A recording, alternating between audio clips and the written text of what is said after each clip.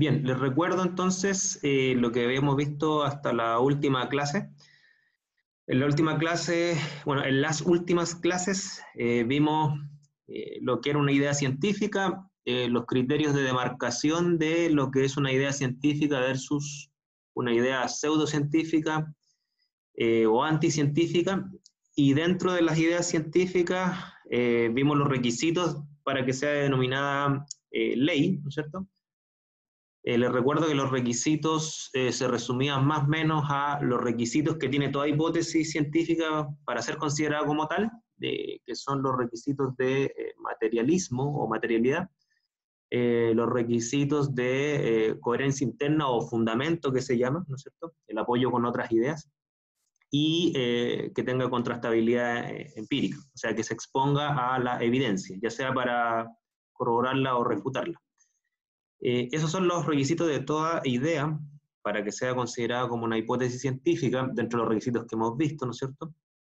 Y dentro de esos requisitos no se habla nunca de que la idea tiene que ser verdadera, para nada. O sea, ojalá que una idea tenga, obviamente, apoyo empírico, que tenga evidencia a favor, ¿no es cierto?, para que la convalide. Sin embargo, en lo que se refiere a las leyes, ¿no es cierto?, es que sumado a los requisitos anteriores, ya que toda ley es una hipótesis, ¿no es cierto?, la ley tiene que además tener dentro de su contenido debe tener una afirmación de tipo determinista.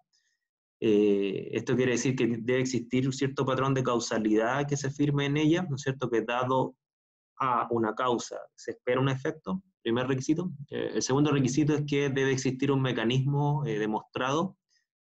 El segundo requisito es que debe existir un mecanismo demostrado que conecte la causa con un efecto necesario. Ese es el segundo requisito, ¿no es cierto? Y el tercer requisito que aparece en varios textos, ¿no es cierto?, es que además tiene que tener evidencia a favor, requisito que no comparto mucho, porque hay leyes que tienen evidencia en contra, pero aparecen algunos textos, ¿no es cierto?, que debe tener evidencia favorable, o correlaciones de datos que se ajusten a las afirmaciones que le correspondan. Y el otro requisito que se habla mucho, que tampoco estoy del todo de acuerdo, pero vale la pena aclararlo, ¿no es cierto?, es que debe ser de carácter universal, es decir, que el patrón que se afirme debe ser válida, ¿no es cierto?, en cualquier marco de referencia, que debe incluir casos pasados, presentes y futuros, ¿no es cierto? El requisito de universalidad, que también tiene cierta polémica, hay gente que adhiere a esto y hay gente que no. Por ejemplo, las leyes de Mendel, hay biólogos que afirman que no es una ley. Hay otros que dicen que sí, porque cumple con el criterio de causalidad y mecanismo.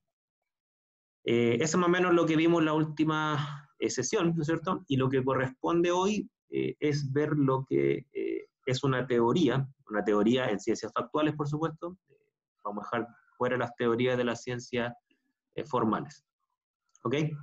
Entonces, ¿alguna duda o consulta? Si no, avanzamos. ¿Ya? ¿O alguna acotación? Por ahora no. Bien.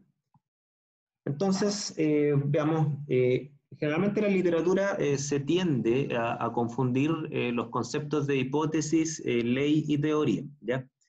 Y para tratar de clarificarlo en el contexto de las ciencias factuales, insisto, fuera del contexto de las ciencias factuales puede que tenga otras connotaciones, pero dentro de las ciencias factuales, ¿no es cierto?, normalmente la definición 1 que aparece en algunos diccionarios, de que una teoría es un conocimiento especulativo considerado con independencia de toda aplicación, claro, ese estamos claro que ese no es el tipo de definición que se utiliza en ciencias factuales. La teoría atómica, por ejemplo, no cuadra con esta definición, no es un conocimiento meramente especulativo. ¿Okay? Entendiendo esa especulación como una afirmación, ¿no es cierto?, que no tiene fundamento ni en la razón ni en la evidencia. Eso sería una especulación, ¿no es cierto? Está basado meramente en emociones o en cuestiones subjetivas. Otra definición que aparece en el diccionario dice serie de leyes que sirven para relacionar orden de fenómenos. Esa definición tampoco nos sirve mucho porque establece una equivalencia,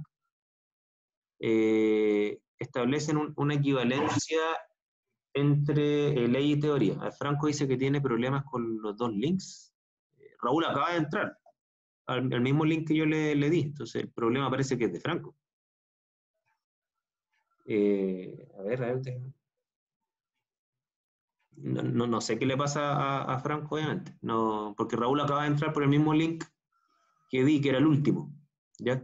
Di dos links en el WhatsApp. El último es el válido porque el primero se me cayó. ¿Ya? Dile que pruebe, por favor, en el último. Yo lo voy a decir. Un segundo para que no quede fuera Franco.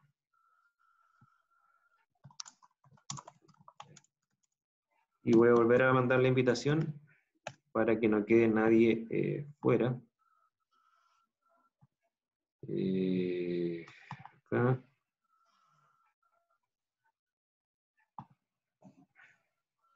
Voy a copiar la invitación nuevamente, que es la que está vigente en estos momentos.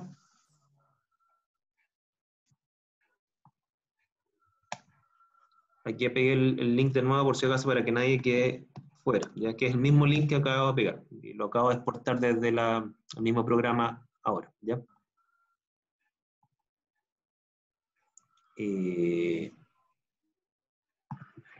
Esto. Bien. Vamos a esperar unos segundos a ver si se integra Franco, porque si no tendría problemas él. ¿Ya?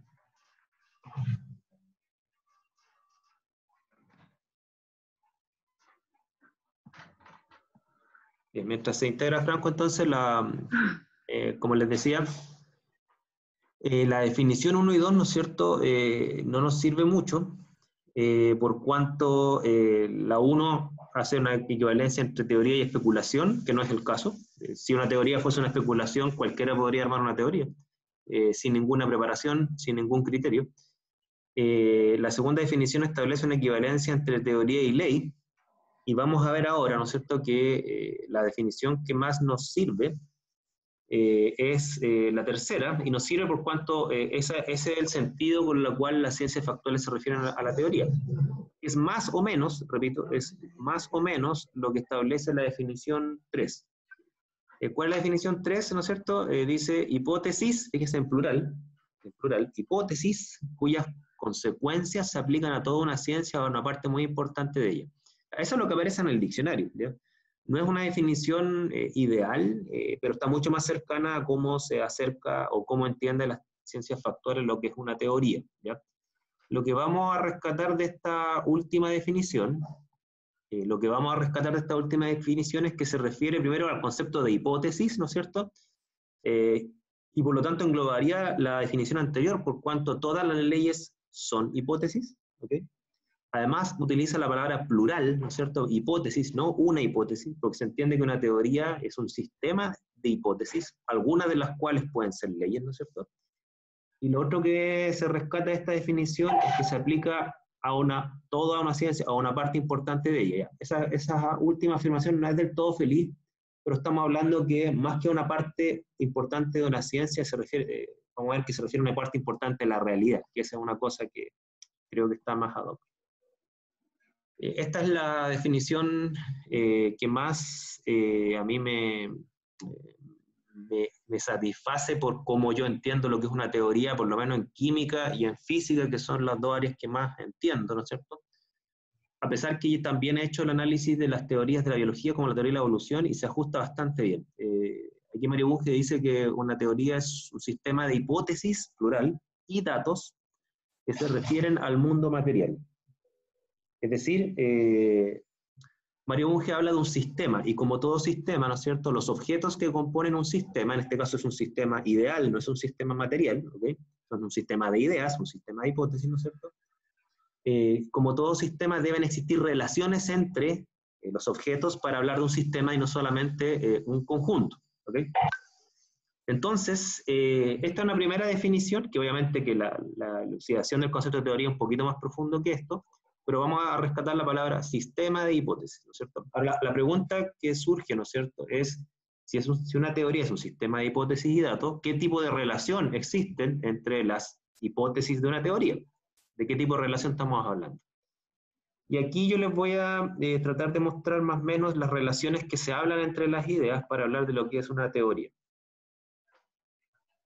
Bien, en general, cuando uno ve las relaciones entre las ideas para entender lo que es una teoría, en casi todos los marcos de filosofía moderna que hablan de lo que es una teoría, ¿no es cierto?, hablan de que las relaciones son de dos tipos. Finalmente se reducen a uno, que es una relación de general particular o una relación de deducibilidad, ¿ya? Para explicar ese concepto voy a establecer solamente como una herramienta educativa nomás, no crean que una teoría es esto, tres conceptos, ¿no es cierto?, los cuales tienen relaciones entre sí. Por ejemplo, en esta pirámide, lo que está más abajo, ¿no es cierto?, son conceptos particulares que hacen referencia a un elemento. Por ejemplo, cobre, plomo y arsénico, ¿no es cierto? Cobre y plomo, ¿no es cierto?, son dos elementos particulares, ¿no es cierto?, de los cuales una categoría más general que cobre y plomo sería metal. ¿Ok? Por lo tanto, la relación entre metal y cobre y plomo, ¿no es cierto?, es una relación de general, metal, a lo particular, cobre-plomo. ¿Ok? Sin embargo, también existen los no metales. Por lo tanto, la relación entre metal y no metal, ¿no es cierto?, se puede unir mediante un concepto aún más general llamado elemento. ¿Ok? Y desde ese punto de vista, las relaciones de todos estos conceptos que están acá son relaciones de deducibilidad. ¿Qué quiere decir esto? Son relaciones que van de lo general, elemento, a lo más particular, que es metal, no metal, y aún más particular, que es cobre, plomo y arsénico, y uno podría ir incluso aún más particular y referirse a un trozo de lámina de cobre concreto. ¿Ok? Entonces, ahí tienen ustedes un sistema conceptual en donde las relaciones entre los conceptos son relaciones de deducibilidad, de lo general a lo particular. Uno puede decir, todo elemento que brilla y conduce la corriente, ¿no es cierto?, es un metal. Ahí tienen una relación, es necesariamente un metal. Ahí tiene usted una relación de deducibilidad. Y si además tiene un número atómico de, no recuerdo, creo que 65, el doctor no recuerdo muy bien, ¿no es cierto? Si además tiene un número atómico de ya 75 el arsénico, ¿no es cierto?, sería arsénico, ¿no es cierto? Entonces, un elemento que tiene características de metal y no metal, ¿no es cierto?, y que tiene un número atómico de 75, necesariamente entonces es arsénico. Entonces, esas son relaciones de deducibilidad, de lo general a lo particular. No sé si entienden al primero hasta ahí, si tienen alguna duda, alguna consulta de que una teoría es un sistema de ideas y los conceptos, ¿no es cierto?, se relacionan mediante relaciones de deducibilidad, de lo general a lo particular, y este es un ejemplo, ¿ya? A ver, se corta bastante. A ver. Bueno, a mí me pasa lo mismo. ¿Puedes cortar el audio, por favor, Raúl? Para ver si es que cortamos el ancho de banda. A ver. Después si alguien quiere hablar, puede dar el audio. Vamos a cortar los audios. Bueno, está solamente de Raúl en realidad. A ver, yo tengo aquí tengo toda la señal de Wi-Fi y no estoy descargando nada. ¿Ok? Voy a cerrar todas las páginas. Aunque tenía solamente una página abierta. Voy a cerrar el WhatsApp.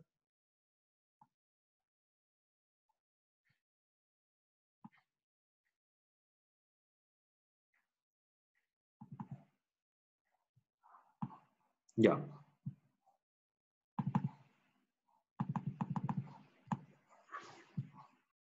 Ya, aquí cerré todo, cerré hasta las páginas de internet. Tengo todo el Wi-Fi y tengo todo cerrado. ¿Ya?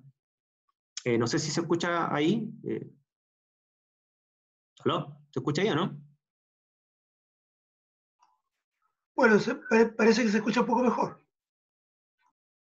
Ya, entonces estaba diciendo que los conceptos de una teoría, ¿no es cierto?, están conectados por relaciones de deducibilidad, se llama de lo general a lo particular. Por ejemplo, si uno se va a los conceptos que están en la teoría atómica, ¿no es cierto?, se habla de partícula, sumamente general, ¿no es cierto?, indivisible, sumamente general.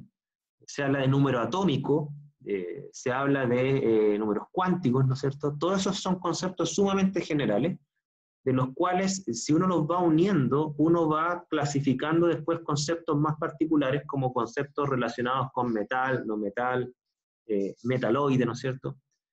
Porque los conceptos de la teoría atómica son conceptos que son aplicables a todas las partículas atómicas. Por lo tanto, no se habla en la teoría atómica de cobre, no se habla de plomo, se habla de elementos, se habla de partículas, se habla de número atómico, ¿no es cierto? Se habla de propiedades generales y conceptos de objetos sumamente general como partículas, ¿ok? Entonces las teorías tienen más o menos este esquema. Por ejemplo, aquí hay otro caso, ¿cierto?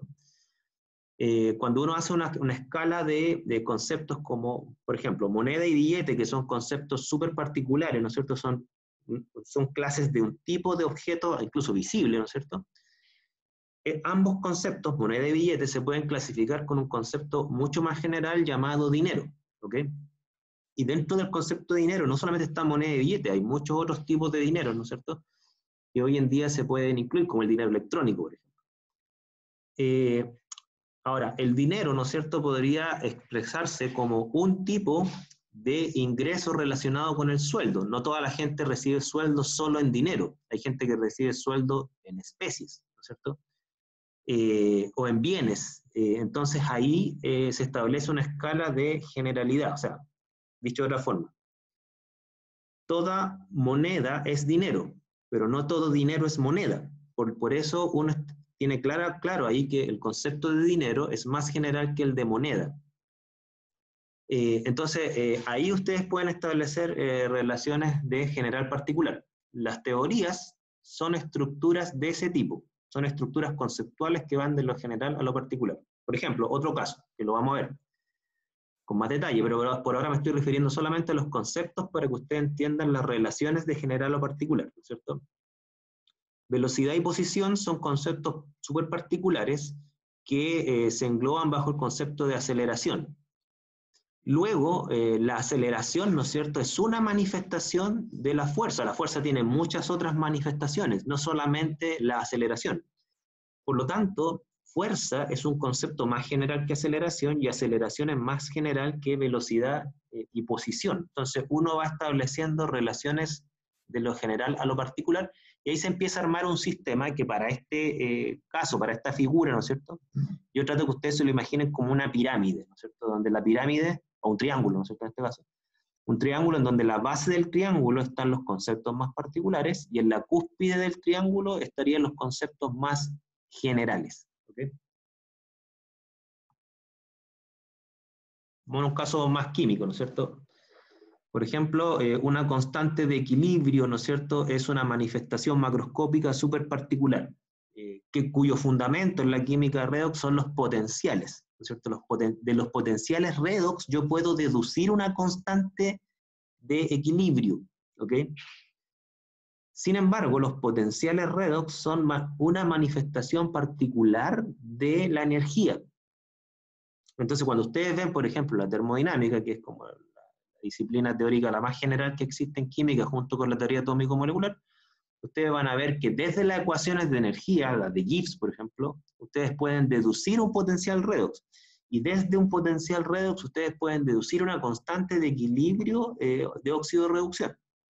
Entonces, ahí tienen ustedes relaciones de deducibilidad. ¿Ok? La lógica de la ciencia tiene ese esquema. Y esto, para fines educativos, ¿no es cierto?, es súper importante. Hay algunos autores que manifiestan que, dado que las teorías tienen esta estructura, o sea, aquí en este punto no hay polémica, yo nunca he visto a alguien que se niega a decir que una teoría es esto, ¿no es cierto?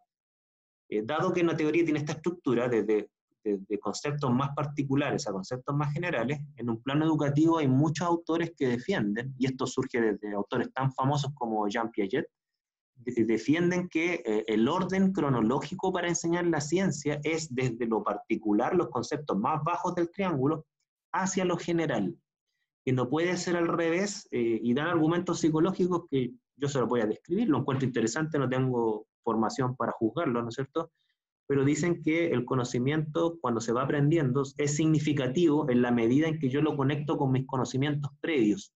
Entonces, ¿dónde están los peros de esto? Es que si yo empiezo a enseñar la ciencia desde su concepto más general, energía, y no entienden aún lo que es un potencial redox o una constante de equilibrio, la energía va a estar desconectada de todos sus conocimientos previos, porque sus conocimientos previos estarían incluso bajo de esta base, sería solamente conocimiento cotidiano.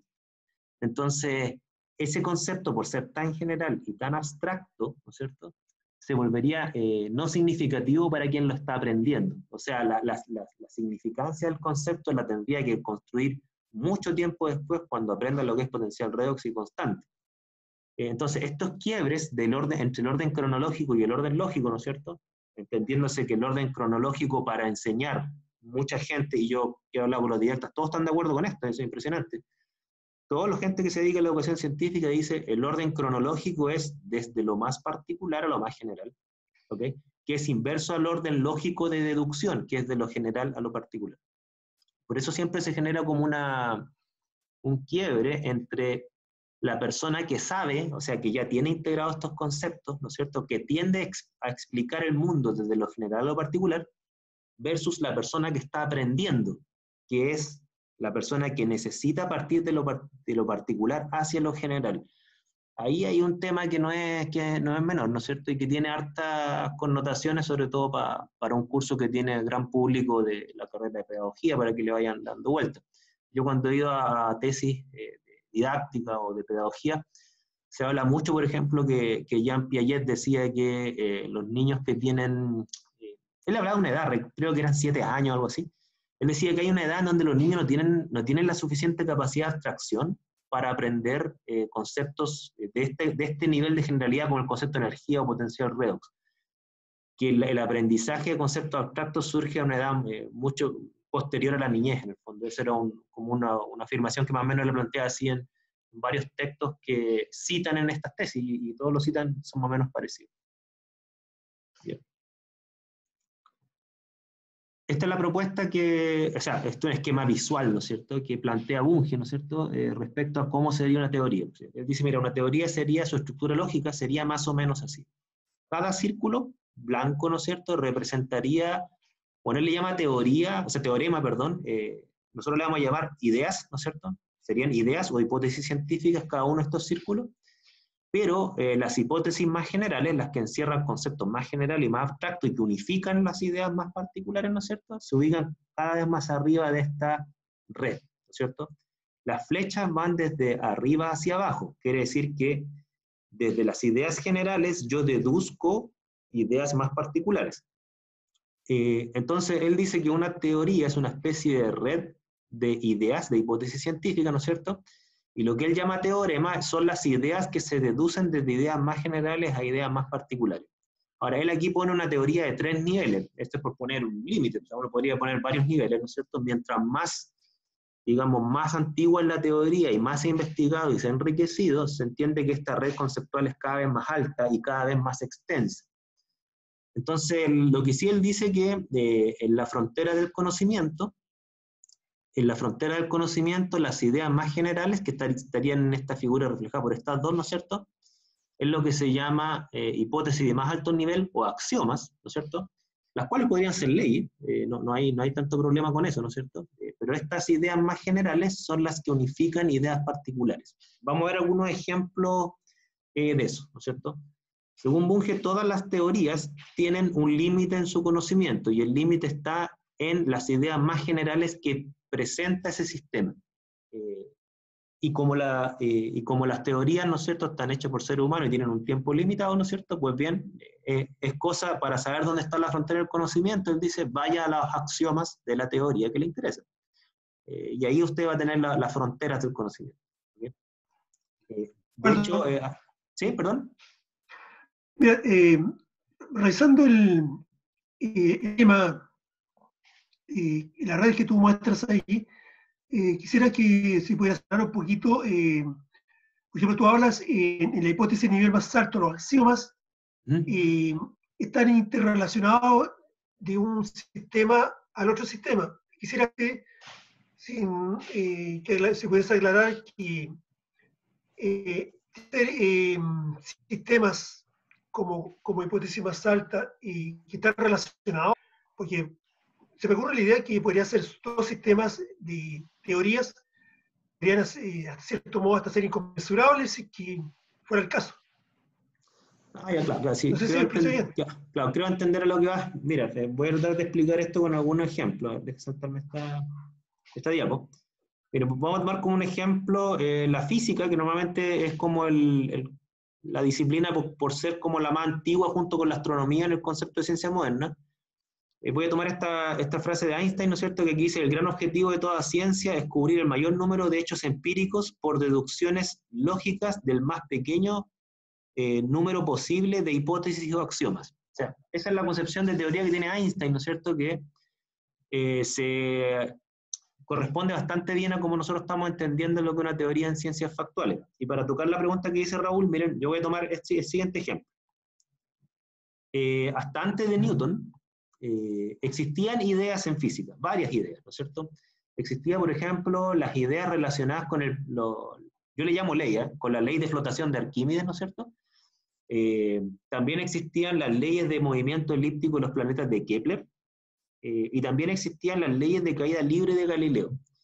Fíjense que los conceptos de flotación, de movimiento elíptico y de caída libre, ¿no es cierto?, relacionados con velocidad y tiempo, parecía que esos tres fenómenos naturales, ¿no es cierto?, y además las ideas que le corresponden a todos ellos, ¿no es cierto?, parecía que no tenían conexión entre sí. O sea, parecía que la flotación nada tenía que ver en el plano de las ideas con la caída libre, y los movimientos elípticos de los planetas nada tenía que ver con la flotación y la caída libre. Pues bien, ¿qué es lo que hace Newton?, ¿no es cierto? Por eso se le llama la primera teoría de la física, o la física clásica. Él utiliza un concepto mucho más general que flotación, o elipse, o caída libre, y él utiliza los conceptos de fuerza, el concepto general de fuerza en sus varias manifestaciones: acción-reacción, la segunda ley de Newton, gravitación.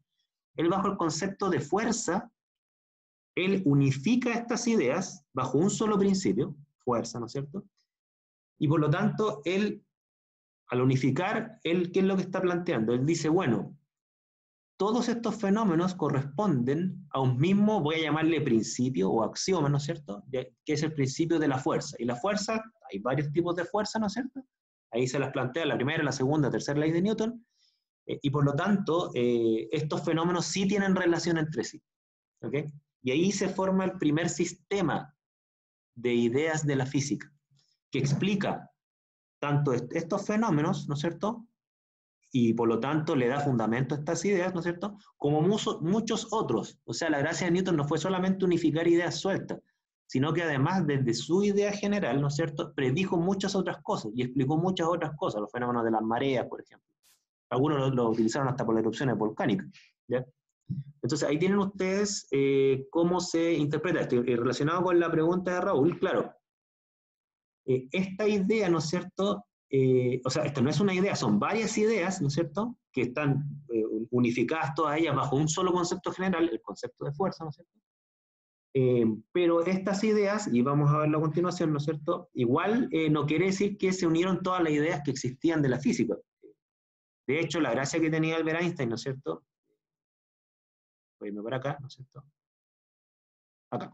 La gracia que tenía Albert Einstein es que él toma las ideas de Newton, que fíjense, aquí lo estoy marcando acá, ¿no es cierto?, pero esas ideas de Newton, en la época de Einstein, igual estaban desconectadas de las ideas de Maxwell, porque las ideas de Newton, ¿no es cierto?, por muy generales y sistémicas que eran, incluía solamente objetos con masa.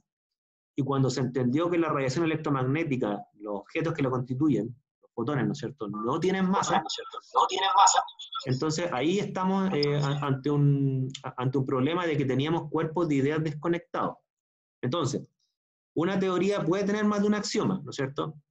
Los axiomas entre sí no se unifican con ideas más generales, porque eso sería una teoría más general y una teoría sería, por lo tanto, sería otra teoría.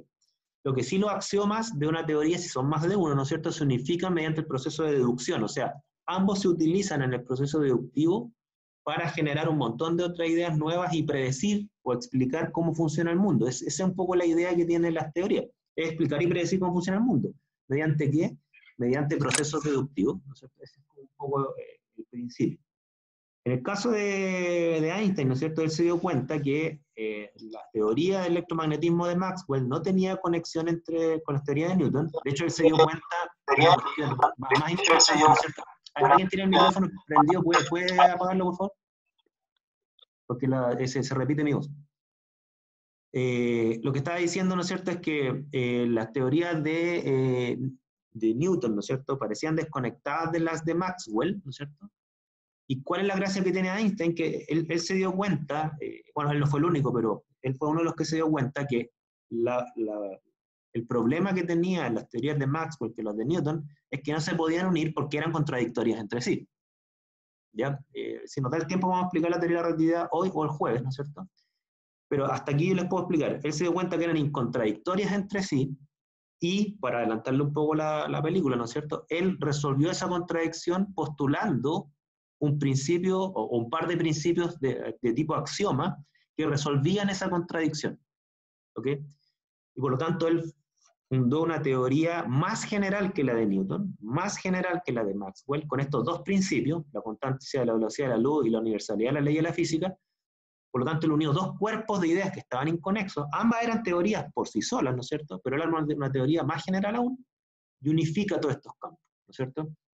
Por eso el triunfo de él fue tan importante. Él se paró sobre lo que más se sabía de física y él formuló una teoría aún más general. Él formuló la teoría de la relatividad especial, después lo unificó a la gravedad, hizo la teoría de la relatividad general, y lo que nunca consiguió él, ¿no es cierto?, fue unificar su teoría de la relatividad general con la física cuántica. O sea, su teoría funcionaba en el mundo macroscópico, no en el mundo microscópico cuántico. Y ese es un esfuerzo que él nunca lo logró resolver, pero estuvo gran parte de su vida tratando de resolverlo. Ya sea, mucha gente que habla mal de Einstein dice, no, y Einstein después de los 45 años no hizo nada. O sea, es cierto que Einstein después de los 45 años no sacó grandes publicaciones porque él estuvo casi toda su vida tratando de resolver esto, de cómo unir dos teorías que no habían uniones entre sí. Y hasta el día de hoy los físicos no lo han conseguido. ¿Ya? Los físicos siguen tratando de postular axiomas que unifiquen la física cuántica con la relatividad general. Y no lo han conseguido. Dicen que uno de los éxitos más cercanos a esto fue la propuestas de Stephen Hawking, que él consiguió un éxito parcial y logró predecir un fenómeno cuántico gravitatorio que se llama la radiación Hawking, que lo más probable es que lo hablemos el jueves. Miren, si uno ve la lógica, por ejemplo, en química, no es muy diferente, ¿ya? Hasta antes de Dalton, ¿no es cierto?, ¿qué es lo que existían? Existían varias ideas de tipo causal, fíjense, hoy en día le llamamos leyes, varias ideas que estaban sueltas entre sí. Por ejemplo, la ley de conservación de la masa de Lavoisier, ¿no es cierto?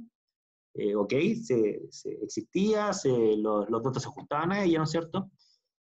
Luego surgió la ley de las proporciones definidas de Proust, la ley de las proporciones múltiples del mismo Dalton, la ley de las combinaciones en volumen de los gases de Gay-Lussac y algunas otras más, ¿no es cierto? Están las leyes periódicas de Leyev, ¿no es cierto? Hay varias otras leyes dando vuelta por ahí. La gracia que tuvo Dalton, ¿no es cierto?, fue la siguiente, de que estas ideas que parecían que estaban sueltas, o sea, la conservación de la masa parecía que no tenía nada que ver con la ley de las proporciones definidas, ¿no es cierto?, o las otras leyes que están mencionadas en esta diapo, y Dalton tuvo la gracia de que él toma los escritos de Demócrito, ¿no es cierto?, que hablaban del átomo, o sea, obviamente que la idea de la partícula indivisible no era de Dalton, pero Dalton, ¿qué es lo que hace? Dalton se da cuenta que todas estas leyes que están dando vuelta, incluida una de él, ¿no es cierto?, que era la ley de las proporciones múltiples, se podían unificar bajo los postulados de la teoría atómica, que parte de esos postulados, la de la partícula indivisible, la tomó de Demócrito, ¿ya? O sea, en el fondo, la idea de Demócrito antes era una idea suelta. Ahora esa idea de Demócrito, Dalton la reflota y dice, esta idea suelta que estaba antiguamente, ahora me sirve para unificar ideas que ahora están inconexas. Y armó la primera teoría atómica, y Dalton tuvo la gracia y la honestidad intelectual de preservar la palabra átomo tal cual como la planteó Demócrito, o sea, no le cambió el nombre, para él ser fiel a que no era idea de él. O sea, la gracia de él fue desempolvar esa idea para unificar ideas sueltas en el campo de la química. ¿Ya? Esa es un poco la idea que está detrás, ¿no es cierto? Entonces la primera teoría atómica surge de eso. Ahora, obviamente que después se van generando teorías atómicas más generales. Ya el átomo como sí no era el concepto más general, sino que ya empieza a aparecer el número atómico como concepto más general, empiezan a aparecer conceptos más profundos como el concepto de número cuántico, número atómico, ¿no es cierto? Empieza a unificarse esta teoría con los conceptos de energía, y ahí se arma la teoría atómica molecular moderna. ¿Ya? Y la otra teoría que les voy a mostrar Perdón que me salte algunas diapos. Esta diapo no es mía. Esta es una diapo que yo solamente la tomé desde un profesor de biología que vino a dar una charla una vez la vino a dar aquí a química. Y este es un profesor de biología, lamentablemente no me acuerdo el nombre, se los voy a averiguar para decirles quién es. Pero él tiene la gracia que es uno de los profesores de biología más reconocidos en Chile, porque él ha unido un poco la biología evolutiva con algunas propuestas respecto a la filosofía de su propia disciplina. Y él habló de la estructura de la teoría sintética moderna de la evolución, ¿ya? Entonces, ¿qué es lo que hablaba? Él decía, mira, antes de Darwin, ¿no es cierto?, existían los conceptos de herencia, de especie y de linaje, conceptos particulares, ¿no es cierto? Después vino Darwin, que sería el cuadrito azul, ¿no es cierto?, donde Darwin empezó a hablar de variabilidad, de ancestro común y de selección natural. Él no hablaba de mutación, porque en la época de Darwin ni siquiera se sabía de la existencia de los genes, ¿ya? Luego, cuando ya vino todo el desarrollo de la genética, ¿no es cierto?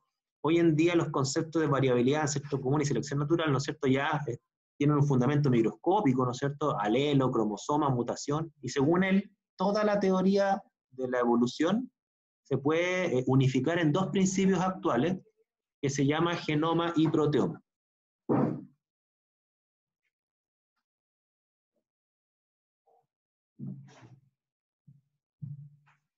No sé si les queda más o menos claro un poco la lógica que tiene esto de lo general a lo particular.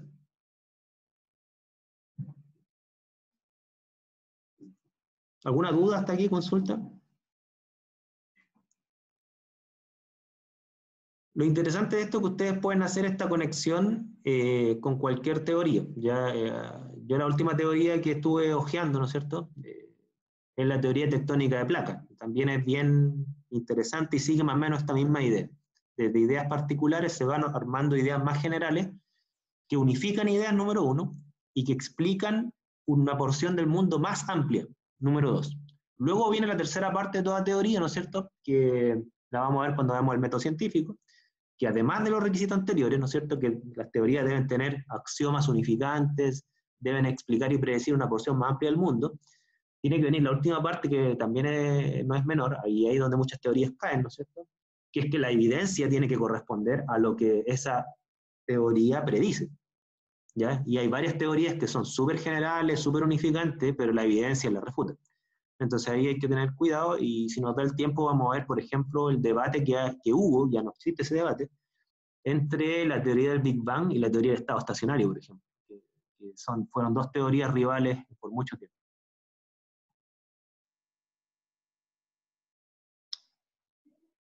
¿Dudas, consultas hasta acá? ¿Alguna duda, consulta, algún comentario?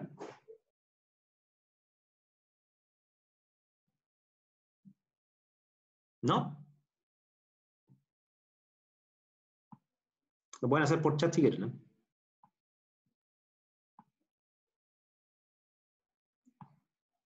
Bien. Bueno, entendiendo más o menos lo que es una teoría, ¿no es cierto? Ahora hay que entender una cuestión que tiene importancia tanto científica como educativa. Fíjense aquí en también una captura de pantalla de un texto de Mario Bunge, que establece estas relaciones de generalidad, ¿no es cierto? Por ejemplo, hombre o humano, ¿no es cierto? Es un caso particular de los mamíferos, y los mamíferos son un caso particular de los vertebrados, y los vertebrados son un caso particular de organismos, y en general, ¿no es cierto? Bunge dice, las teorías de la biología hablan de organismos, o células, no hablan de mamíferos ni humanos. Distintos que permiten explicar el comportamiento o predecir, ¿no es cierto?, los distintos procesos que ocurren en humanos, mamíferos, etc. Pero esa es la etapa del uso de la teoría, pero la teoría en sí tiene conceptos mucho más generales que los conjuntos de objetos a los cuales se refiere. Y al respecto, ¿no es cierto?, se plantea en varios textos, incluso en textos de educación, no solamente en textos de filosofía de la ciencia, y hay que entender una cosa muy importante de las teorías, ¿no es cierto?, es que las teorías, aquí como aparece en esta figura, es cierto que se refieren al mundo, que este sería el mundo real, ¿no es cierto?, esta cosa media amorfa que está acá, el sistema real. Pero hay que entender que dado que el lenguaje tiene limitantes, el lenguaje, tanto el lenguaje propositivo, sujeto predicado, ¿no es cierto?, como también el lenguaje lógico-matemático, por mucho que se han hecho muchos avances, ¿no es cierto?, el lenguaje tiene limitantes, y el lenguaje no nos permite referirnos a la realidad en toda su complejidad. Entonces, ¿qué es lo que se hace en toda teoría, ¿no es cierto? Y por ejemplo, la teoría atómica no es la excepción. Toda teoría primero plantea un modelo de la realidad, ¿ok? Es decir, una representación conceptual y aproximada del mundo. O sea, la teoría capta algunos aspectos del mundo, no todos, ¿no es cierto? ¿Y por qué no puede captarlos todos? Porque no hay un lenguaje suficientemente sofisticado para captar toda la complejidad. Entonces, ¿qué es lo que se hace con nuestro lenguaje, ¿no es cierto? Y también por nuestras limitantes intelectuales, si hay que reconocerlo, ¿no es cierto? Postulamos un modelo de la realidad, ¿no es cierto? Y luego nuestra teoría explica el mundo asumiendo que la realidad se comporta como ese modelo. Por ejemplo, la teoría atómica, ¿no es cierto?, plantea que los electrones no tienen volumen, ¿no es cierto?, que los núcleos o los protones, ¿no es cierto?, son partículas también sin volumen y con carga positiva, ¿no es cierto? Asume que todas las otras fuerzas de la naturaleza no influyen en los procesos de cambio. Entonces hay muchas aproximaciones que se plantean y con esas aproximaciones se arma una teoría diciendo si la realidad fuese así, esto es lo que esperamos, digamos, entender del mundo. Un aspecto que es profundo pero limitado, ¿no es cierto?, de cómo es la realidad. Por ejemplo, la teoría cinética de los gases hace un poco lo mismo. Asume que los gases son partículas sin volumen, que las partículas no interactúan entre sí, que no hay reacciones químicas entre las partículas, y asumiendo que los gases son así, ideales, ¿no es cierto?, un modelo ideal, ahí se plantean sistemas hipotéticos deductivos que intentan explicar esa representación conceptual de la realidad. ¿Ok? Y eso se hace en todo nivel. Ya cuando uno habla, por ejemplo, cuando uno ve una teoría económica, ¿no es cierto?, parte del modelo, que obviamente la realidad no es así, parte del modelo de personas que toman decisiones racionales, basadas en su propio interés, que no hay ningún aspecto subjetivo que influya en sus decisiones, y ahí se arma una teoría económica, lo cual obviamente la gente no es así, es más compleja que eso. Pero el problema está que si uno quiere capturar toda la complejidad, no podría armar ninguna teoría, y superaría todos nuestros, digamos, todas nuestras limitantes intelectuales y lingüísticas. ¿Okay? Entonces ahí tienen la conexión entre teoría y modelo. Una teoría no es un modelo, una teoría supone un modelo de la realidad. ¿Okay? Ahora, muchas veces pasa, y a mí me han hecho hartas veces la pregunta, ¿no es cierto?, de que si la teoría supone un modelo de la realidad, entonces las teorías son falsas. O sea, bueno, hay varios textos de los cuales yo comparto que dicen que las teorías no es que sean falsas, pero tienen algo de falso. Tienen algo de porque tienen una limitante, suponen una realidad que no es tal. ¿Okay? Pero eso no quiere decir que la teoría es falsa en su totalidad, por cuanto si fuese falsa en su totalidad, no tendría ningún éxito empírico. ¿Ya? Y el hecho que la teoría atómica predice cosas con bastante precisión y éxito, ¿no es cierto?, quiere decir que, muchos creemos eso, ¿no es cierto?, que algo de verdad tiene. ¿Ya?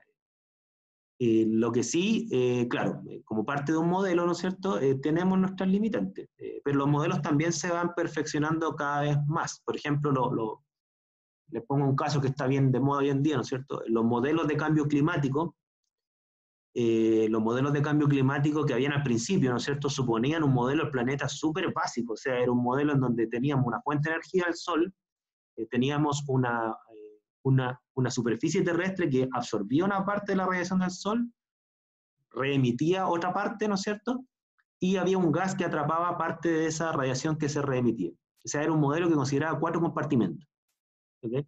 No consideraba fenómenos de dispersión, de refracción, no consideraba los fenómenos no radiactivos como los movimientos de los cuerpos de agua, los movimientos de masa atmosférica, no consideraba el material particulado, o sea, no consideraba casi nada de lo que existía en la atmósfera realmente y todos los otros procesos. Y hoy en día los modelos de cambio climático sí consideran mucho de esos aspectos. Por lo tanto, los modelos de cambio climático actual están mucho más cercanos al sistema real, pero también tienen un montón de limitantes y ahí la ciencia se va perfeccionando. ¿Okay? Entonces ahí está la relación entre teoría, modelo y realidad.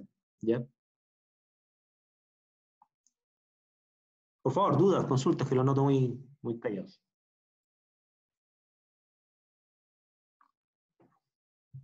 dudas, consultas.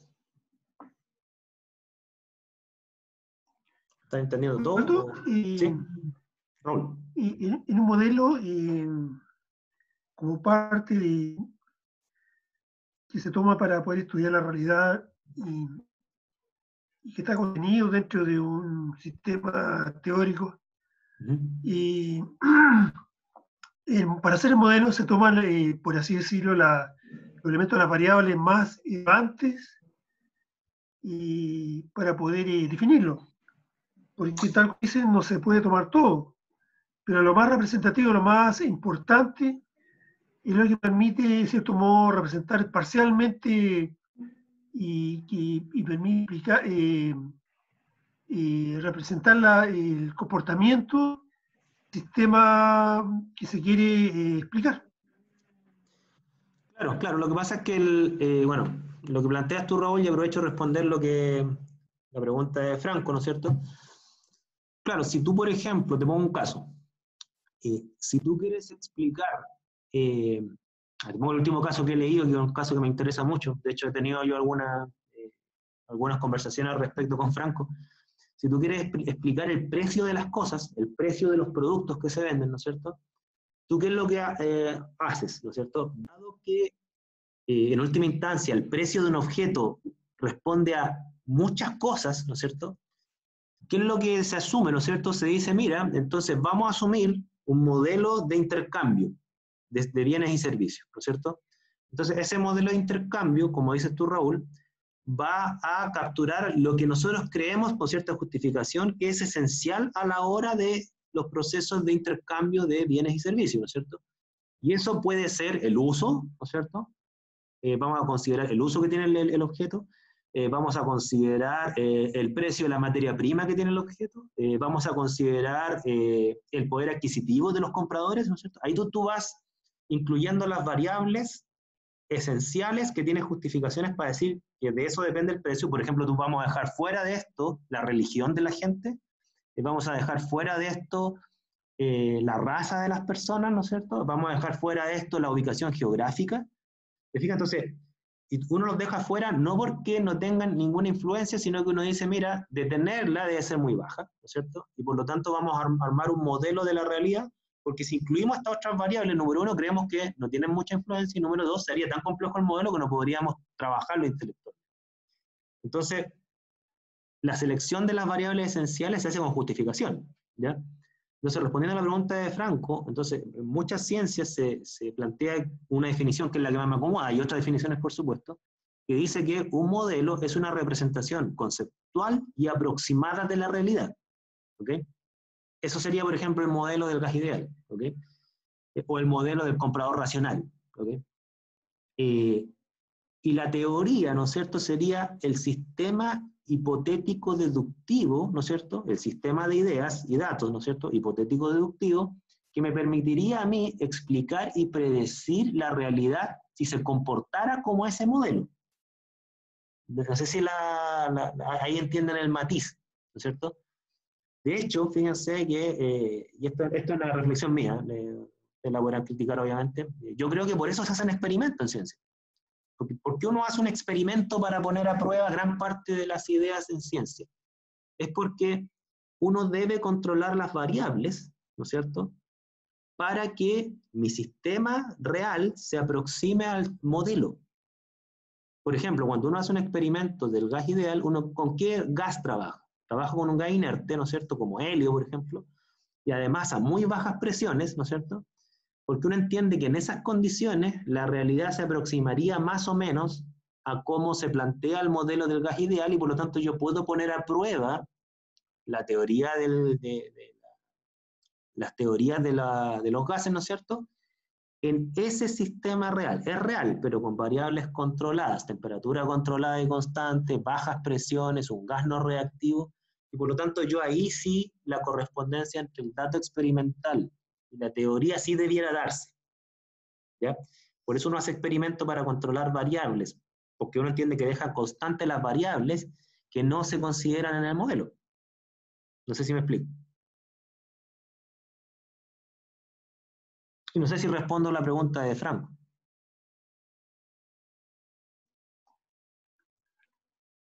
dudas. Waldo, te escuché un poquito entrecortado, no sé por qué, pero bueno. Mire, quisiera agregar un elemento. Cuando se mencionó el modelo de cambio climático, tal como tú planteas, se escogen una serie de variables y poder representar o explicar el funcionamiento del sistema, pero en el caso de que ahora tenemos unas supercomputadoras y sería referida más que nada al tratamiento de los datos propiamente tal, o bien incluir al diseñar diseñar una ecuación que todas las variables. Y ese sería, perdón que me haya extendido hacia otro lado, pero ese sería como la utilización de un supercomputador, de trabajar muchos datos, más que nada eso, más que en el fondo la explicación de las variables que se pueden agregar y poder explicar con más elementos el modelo. No sé si me expresé bien. Sí, perfecto. Mira, si ustedes se van a la... Yo tengo un... Les voy a dejar, a lo mejor, recuérdenmelo si no lo hago, voy a dejar un enlace donde explico los modelos del cambio climático, porque yo he hecho cursos de química ambiental. Si ustedes se van a los primeros modelos de cambio climático, eran una ecuación súper simple, era una división con 3 variables. ¿Ok? Incluía el albedo, incluía la energía y la reflexión.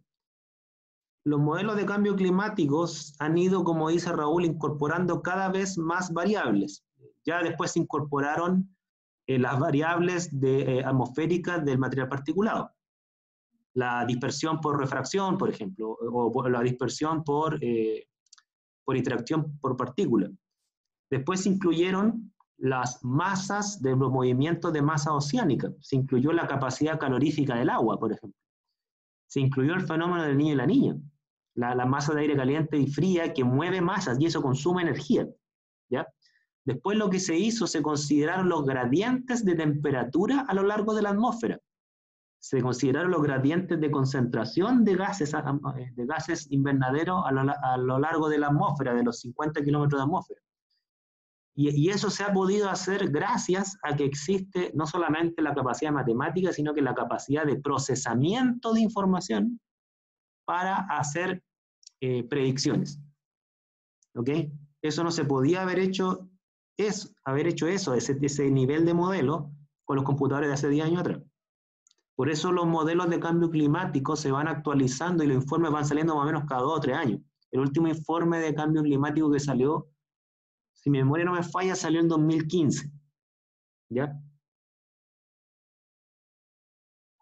Ahora, las teorías que se ocupan para explicar el cambio climático no es una teoría, son varias teorías. Son teorías de la radiación electromagnética, son teorías de la termodinámica, ¿no es cierto? Así se decía.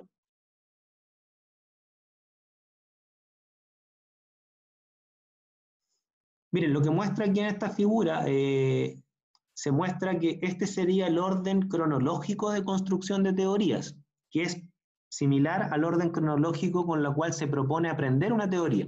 Es decir, se dice que si uno mira la historia de construcción de una teoría, uno ve que primero se parten con ideas muy particulares, y dentro de las ideas más particulares que existen son las generalizaciones empíricas, las inducciones, ¿no es cierto? Por ejemplo, todos los metales brillan, todas las sales alcalinas son solubles. Esas son generalizaciones de la experiencia que tenían los alquimistas, ¿no es cierto?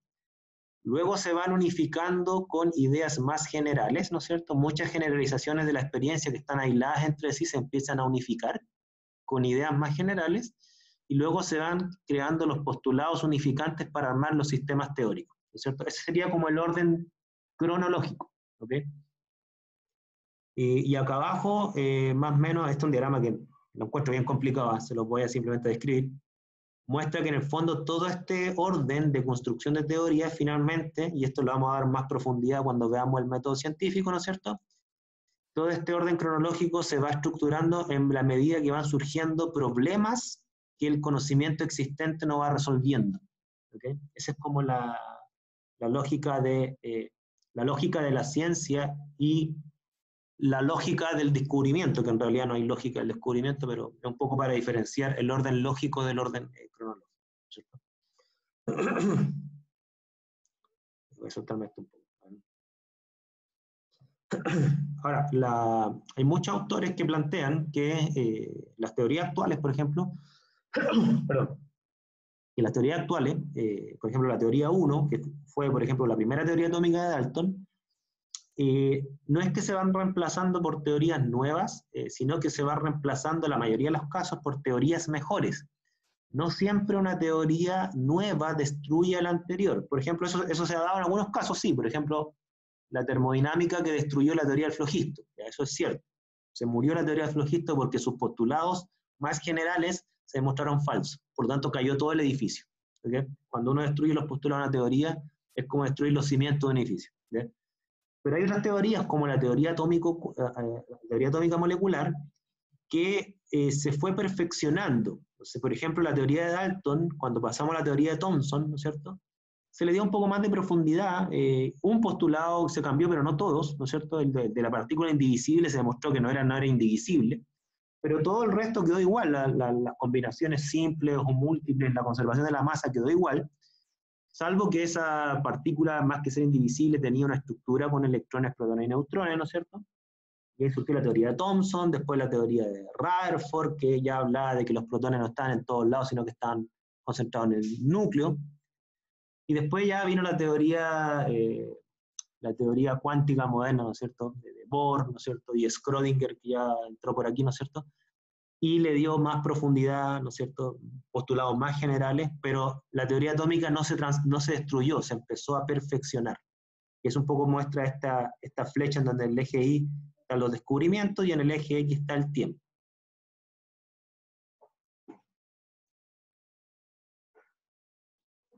Esto ya lo expliqué, ¿no es cierto? Y solamente una cosa, sobre todo si es que hay público más del área bio, ¿no es cierto?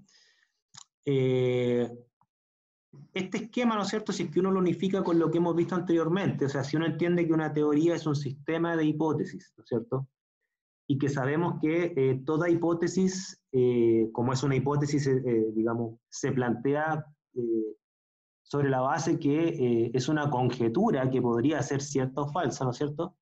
Esto quiere decir que en ciencia no existen los dogmas, ¿ya? Siempre se toca mucho un caso que lamentablemente fue un mal juego del lenguaje, y aquí el autor, palabras textuales del autor de esa frase, lo desmintió, ¿no es cierto? Siempre se habla, por ejemplo, del dogma de la biología molecular, creo, ¿no es cierto? Pero en estricto rigor, lo que se habla de dogma no es un dogma, es un axioma. Y un axioma es una hipótesis, y una hipótesis puede ser falsa, ¿ya? En ciencia no existen los dogmas. De hecho, aquí Crick, ¿no es cierto?, que a él se le endosa esta frase del dogma de la biología, ¿no es cierto? Crick después, digamos, rectifica su frase, ¿no es cierto? Y él dice acá, parecía que yo no entendía el uso correcto de la palabra dogma, que corresponde a una creencia que no puede ser cuestionada. O sea, en ciencia no existen creencias que no pueden ser cuestionadas. Dice, usé la palabra como yo creía que significaba, no como la mayoría del mundo lo hace, y la apliqué simplemente, fíjense lo que dice, a una gran hipótesis que, aunque plausible, tenía poco respaldo de la experimentación directa y podía ser cuestionable, ¿no es cierto? Y cuando él habla de una gran hipótesis, es porque es una hipótesis general y unificante, ¿ya? Plausible era porque esa hipótesis se conectaba con muchas otras ideas, o sea, tenía un gran fundamento racional. No tenía evidencia a favor de concluyente, ¿no es cierto? Podría haber sido cuestionada, pues no existen dogmas en la ciencia. Y entonces, cuando ustedes escuchen el dogma de la biología, entiéndanlo como el postulado de la biología en esa época, no como una idea incuestionable, ¿ya? Porque la ciencia no es una religión, ¿ya? Eso. Hasta aquí la parte de teoría. Dudas, consultas. ¿Algún comentario?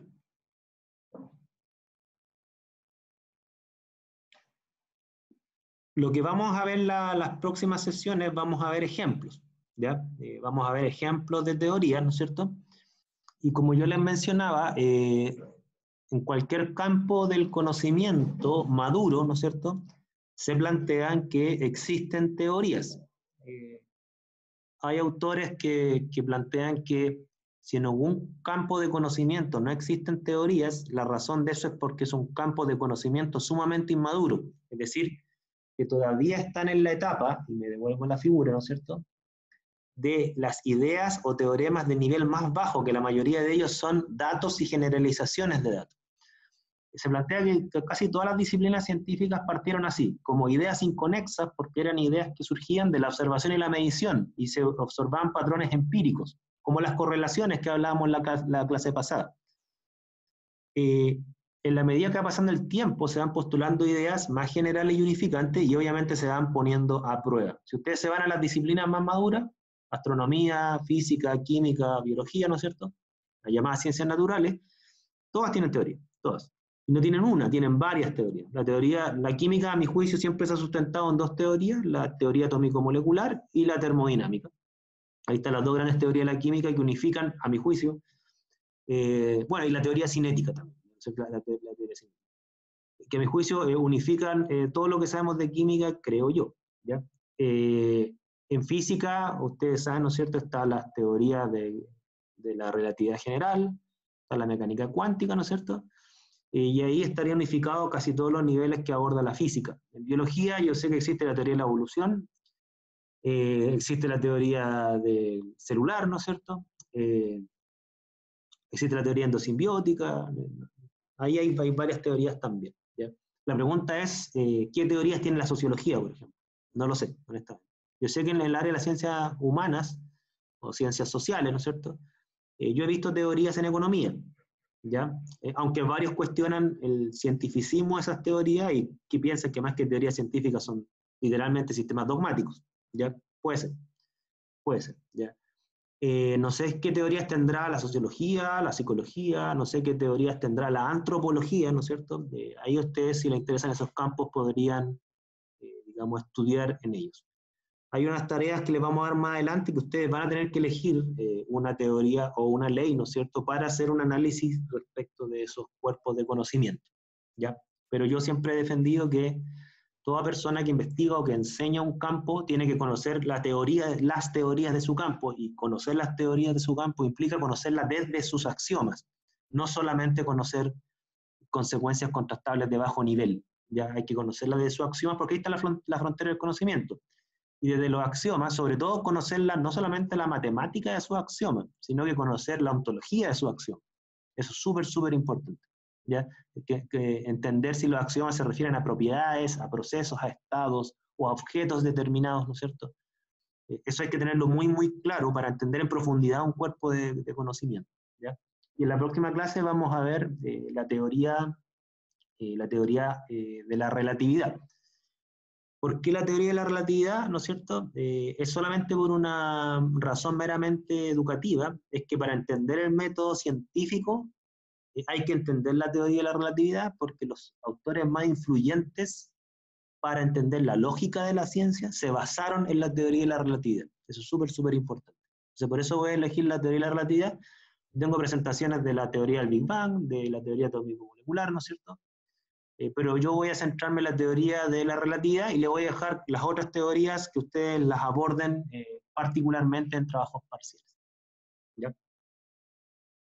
¿Dudas, consultas, comentarios? Todavía me quedan 3 minutos, así que si tienen dudas, consultas, las podemos resolver ahora, ¿ya? ¿Algún comentario o alguna objeción de alguna definición que no les guste o algún ejemplo que no les cuadra? Waldo, ¿Sí? cuando mencioné teoría como la economía o sociología, pareciera que la manera aborda la ciencia, en particular en nuestro campo, y pareciera aplicable a otras áreas de la actividad humana, pero sin embargo no parece tan claro porque al menos en la parte de la área de ciencias sociales, en la sociología, por así decirlo, la teoría tiene mucho que ver con la conducta, el comportamiento humano y la cultura. Entonces, pero sin embargo, pareciera que también se puede, que la forma como la aborda la ciencia en el área, en su área respectiva, también se extiende a ese campo de la actividad humana. Sí, sí, bueno, hay una polémica ahí, ¿no es cierto? Porque yo he escuchado a algunos autores que plantean que tú no puedes hacer teorías, por cuanto tú no puedes hacer predicciones del comportamiento humano, así de simple. De hecho, extrañamente, uno de los que tenía esta visión, ¿no es cierto?, de que no se pueden hacer ningún tipo de predicción del comportamiento humano, fue Karl Popper, que es uno de los autores que nosotros hemos visto, y él, incluso que fue uno de los autores más influyentes respecto a la lógica de la ciencia, él sacaba a los seres humanos de esa posibilidad. Claro, si tú no puedes hacer predicción del comportamiento humano, entonces, claro, no puedes hacer teoría. Porque una de las funciones de la teoría es predecir la realidad, no solamente explicarla. ¿Ya? Hay otras visiones que te dicen que en las ciencias humanas tú puedes explicar, pero no puedes predecir, ¿no es cierto? Hay otros que se basan en cuestiones más subjetivas que te dicen que, de hecho, mira, Aristóteles plantea un poco eso, se plantea que cada ser humano es único e irrepetible y por lo tanto no existen pautas generales que unifiquen los comportamientos de todos los humanos. Por lo tanto, lo único que tú puedes aspirar es a describir las personas, no a explicar las personas en un concepto abstracto. Tú puedes describir el comportamiento de una persona o interpretar el comportamiento de una persona, pero no puedes hacer una teoría de las personas. Eso es debatible, digamos. Obviamente es un campo que yo no me muevo mucho, ¿no es cierto? Es súper interesante la discusión, hay varios puntos de vista, pero en mi opinión, ¿no es cierto? Yo creo que entendiendo los argumentos que da Popper, ¿no es cierto? Que dan varios autores, incluso desde Aristóteles, que Aristóteles plantea que la ciencia se acaba con el individuo, o sea, literalmente, ¿no es cierto? Yo creo que el área del conocimiento que está poniendo a prueba esas afirmaciones son las neurociencias cognitivas. Ya hay varios autores que plantean que sí existen pautas generales del ser humano. De hecho, se está estudiando, fíjate la palabra que voy a utilizar, la naturaleza humana desde las neurociencias cognitivas. Por ejemplo, el altruismo es parte de la naturaleza humana y hay estudios súper interesantes que muestran que surgen desde que uno es un niño, desde antes de siquiera exponerte a la sociedad. Como también el egoísmo, ya como también la reacción a la injusticia, ¿no es cierto? Uno también tiene una reacción natural a eso. También se está estudiando que este tema de el altruismo se da mucho más acentuado con miembros de tu familia o con personas que tú conoces, más que con personas en abstracto que tú no has visto nunca, ¿ya? Entonces, ahí hay un aspecto de la naturaleza humana que parece que muestra que sí existen pautas generales en los seres humanos. También existen particularidades que nos diferencian, ciertamente. Pero hay ciertas cuestiones generales que sí influyen, ¿ya? Que sí influyen. Entonces, ahí hay un campo súper nuevo que hay harto que discutir filosóficamente. Y de hecho está muy en la vanguardia de la discusión de la filosofía y la ciencia de ese campo.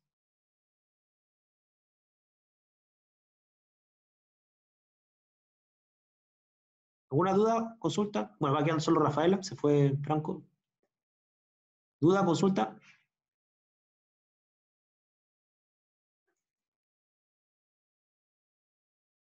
Bien. Bueno, si no hay más duda, entonces nos vemos el jueves. Sí, la idea de los videos es que lo vuelvan a ver porque obviamente estos temas no son fáciles de tragar la primera vez, ¿no es cierto? Igual yo siempre les pongo literatura asociada. Yo para el tema de las leyes les dejé 2 escritos, ¿ya? Para que ustedes repasen de primera fuente las reflexiones de autores que han trabajado mucho el tema. Y en el caso de la teoría, ¿no es cierto? También les voy a dejar algunos escritos de lo que se entiende por teoría por autores, ¿ok? Si ustedes tienen más, los pueden repasar. Y en esta semana les vamos a dar la evaluación parcial pendiente, ¿no es cierto?, que es la demarcación de ciencia, ¿ya? Porque ya con esta clase de hoy acabamos de ver qué es una idea científica y los tipos de ideas científicas que hay. Las hipótesis simples, las leyes, un tipo especial de hipótesis, y los sistemas de hipótesis científicas, las teorías, ¿no es cierto? Entonces ustedes ya tienen una forma bien ya de madura, ¿no es cierto?, de poder analizar una afirmación y poder clasificarla como una idea científica o no, ¿ya? Entonces esa evaluación parcial se las vamos a dar el jueves, ¿ya? Estamos. Nos vemos entonces el día jueves en la próxima sesión. Que estén bien. Chao. Saludos, chao, chao.